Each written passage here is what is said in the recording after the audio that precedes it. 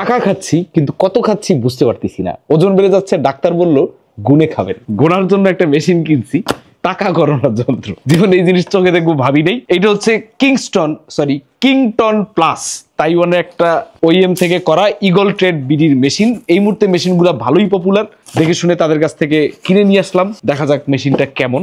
সাইজে একটু ছোট হবে ভাবছিলাম ছবি টবি দেখে, কিন্তু সাইজে বেশ বড় সড়ো আছে, ভালোই বড় আছে।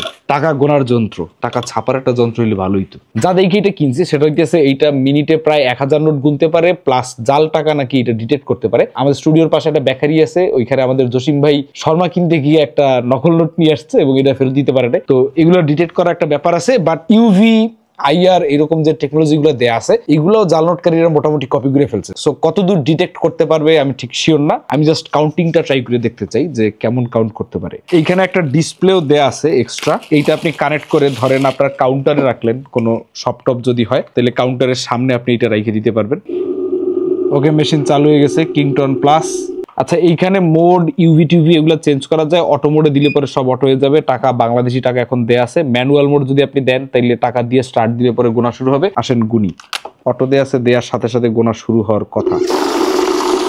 29টা নোট। এগুলো আবার ভাগ ভাগ করে ব্যাচ ব্যাচ করাও পসিবল। 3টা 100 টাকার নোট। এরপর বড় বান্ডেল, দেখা যাক এটার মধ্যে কি আছে।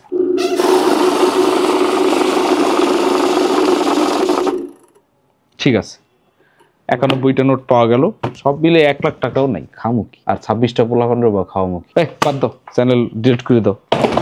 19,500 টাকা দিয়ে মেশিন কিনে আনছে, 1 লাখ টাকা পর্যন্ত নাই। বড় খয়রাতির আবার ফুটানি।